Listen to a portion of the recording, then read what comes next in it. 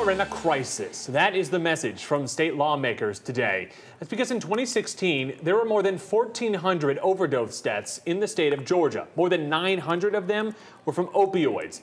To put that in perspective, that's the same number of people who died from the flu during that same time, nearly the same number of people who died in car crashes. So today at the Capitol, there was movement on a bill that many are calling a milestone achievement. Here's Doug Richards with more. The hugs in the hallway outside the Senate gallery signaled what backers hope is a milestone in the long, frustrating effort to curb the opioid epidemic. Well, it allows them to get into a place without having to pay unnecessary money.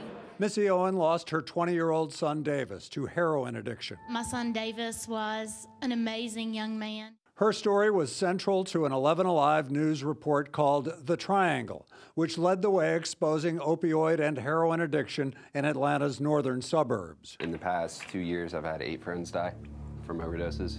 The story showed how prescribed opioids made addicts of their users and often led them to heroin use. The problem has only increased since. We are getting to the point where deaths from substance abuse and overdoses is greater than traffic accidents. Senator Renee Unterman sponsored the bill that clamps down on what she called vultures who are exploiting addicts. The bill makes illegal patient brokering, including referral fees among treatment services.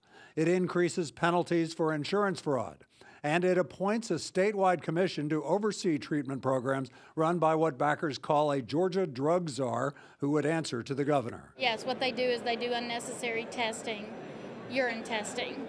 And it's very costly, and these families are having to pay for that. Owen expects other exploitative practices will end as well if the bill becomes law, and she hopes it will get more patients who need it into treatment. At the Capitol, Doug Richards, 11 Alive News.